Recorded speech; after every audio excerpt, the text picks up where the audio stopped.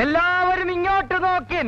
Welcome back. നമ്മൾ ഈ ഒരു വീഡിയോക്ക് എത്ര സംസാരിക്കുന്നത് ഈ രാജ്യത്തിനകത്ത് നിന്നുകൊണ്ട് ഈ രാജ്യമൊക്കെ അവന്റെയൊക്കെ തന്തയുടെ വകയാണെന്ന് വിചാരിക്കുന്ന ഒരു കൂട്ടം ആളുകളെ കുറിച്ചിട്ടാണ്. ഞാൻ ഈ പറഞ്ഞ ഡയലോഗ് ആർഭാടായിട്ടൊന്നും ഫീൽ ചെയ്തില്ല.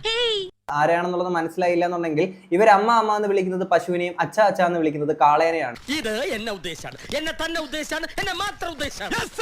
ഇപ്പൊ വയലിലോ പാടത്തെവിടെയിലൊക്കെ ഇതുപോലെ കാളനെ കൊണ്ട് പോച്ച തിന്നാനൊക്കെ എന്തെങ്കിലും കൊണ്ട് കാളനെ കൊണ്ട് നിർത്തിയിട്ടുണ്ടെങ്കിൽ, കയറ് കെട്ടി നിർത്തിയിട്ടുണ്ടെങ്കിൽ നേരെ അതിന്റെ കീഴിൽ പോയിട്ട് എന്നിട്ട് തൊട്ട് തൊഴുതിട്ട് അതിന്റെ ഗോമൂത്രം ഇങ്ങനെ കോരി കുടിച്ചിട്ട് ചാണകം വാരി തിന്നിട്ട് അച്ഛ അച്ഛ എന്ന് വിളിക്കുന്ന ഒരു കൂട്ടം ആൾക്കാരാണ്.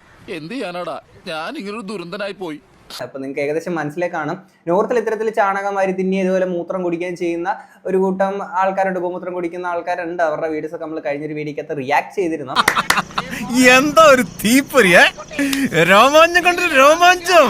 അപ്പൊ അത്തരത്തിലുള്ള ഒരു കൂട്ടം ആളുകൾ നമ്മുടെ നാട്ടിലുണ്ടല്ലോ, കേരളത്തിലുണ്ടല്ലോ. അങ്ങനെയാണെങ്കിൽ ആ സംശയം ഒന്ന് തീർക്കണമല്ലോ. അപ്പം അങ്ങനെയുള്ള ഒരു കൂട്ടം ആളുകൾ ചേർന്ന് കഴിഞ്ഞ ദിവസം പാലക്കാട് വെച്ച് രമേശ് പിഷാരടിയെ പ്രചരണത്തിന് എത്തിയിട്ടുള്ളായിരുന്നു അദ്ദേഹം.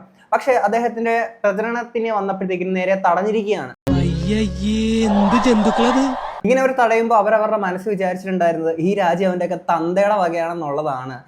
നിനക്ക് ഒരു വാക്ക് പറയാൻ പാടില്ലായിരുന്നോ, നീ എന്റെ ആളാണെന്ന്. അപ്പം ആ വിഷ്വൽസ് ഒക്കെ നിങ്ങൾ കണ്ടിട്ടുണ്ടായിരിക്കും.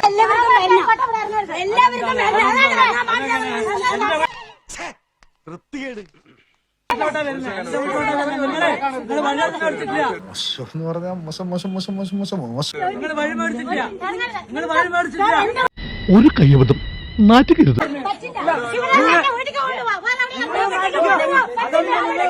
അയ്യോ, അങ്ങനെ പറഞ്ഞൂടാ. പിന്നെ ഞാൻ എന്തിനു വന്ന?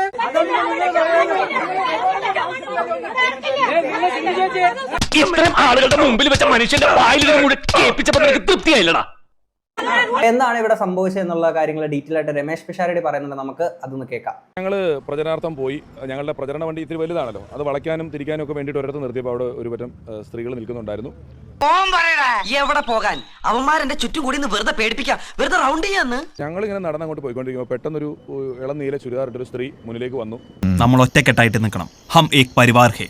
ഞാൻ നമ്മുടെ അടുത്തേക്ക് ആൾക്കാർ വരുമ്പോൾ എപ്പോഴും പരിചയപ്പെടാനൊക്കെയുള്ള വിചാരത്തിലാണ് ഞാൻ. ഇവർ വരികയും വല്ലാതെ ഒച്ചയെടുക്കുകയും ഇതിലെ നിങ്ങൾ ആരെയും കയറ്റി വിടില്ല, കടത്താൻ പറ്റില്ല, നിങ്ങൾ ഇതിൽ വരാൻ പറ്റില്ല എന്നൊക്കെ പറഞ്ഞ് ഭയങ്കര ഒരു മാറ്റവും ഇല്ല ഒച്ചയെടുക്കുന്നു. അപ്പോഴേക്കും എൻ്റെ കൂടെ ഉണ്ടായിരുന്നവർ ഇത് നിങ്ങൾക്ക് ഉള്ള സ്ഥലമല്ലല്ലോ, നിങ്ങൾക്ക് എഴുതി തന്നിട്ടില്ലോ എന്നൊക്കെ പറഞ്ഞ് ഇവർ തമ്മിൽ ഒരു ചെറിയ തർക്കമുണ്ട്. എന്ത് ചെയ്തിട്ടും ആ സ്ത്രീ നമ്മളെ അങ്ങോട്ട് പോകാനായിട്ട് സമ്മതിക്കുന്നില്ലായിരുന്നു. ഞാൻ എൻ്റെ കൂടെ ഉള്ളവരോട് പറഞ്ഞു, തൽക്കാലം ഇപ്പോൾ നമ്മൾ തിരിച്ച് ഒപ്പൊന്നും ഒച്ചയെടുക്കലല്ല വേണ്ടത്.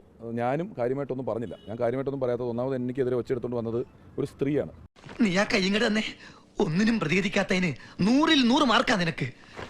നീ ഗാന്ധിജിയാടാ. ഞാൻ എന്തെങ്കിലും എൻ്റെ വായിൽ നിന്ന് എന്തെങ്കിലും പറഞ്ഞിട്ട് പിന്നെ സ്ത്രീ വിരുദ്ധതയായി എന്നെ വല്ല ഭേദ്യം ചെയ്യാൻ വന്ന് ഞാൻ വല്ല തൊട്ട് കഴിഞ്ഞാൽ പിന്നെ സ്ത്രീയുടെ ശരീരത്തിൽ തൊട്ടുന്നായി. ഇതൊക്കെ ഉള്ളതുകൊണ്ട് ഞാൻ കൈ പുറകെ കെട്ടി ആദ്യം നിന്നു. ഊതടാ, ഊത്. അടുപ്പിൽ ഊതനവന്റെ ആസ്ത്രത്തിൽ തന്നെ ഊത്. ഒറ്റെണ്ണം നേരെയാവില്ല. എല്ലാവരും അനുഭവത്തിൽ നിന്ന് പഠിച്ചോളും. വെറുതെ അല്ല അനുഭവങ്ങൾ പാച്ചാളികൾ എന്ന് പറയണത്. തൽക്കാലം ഇത്രയും മതി. വരട്ടെ.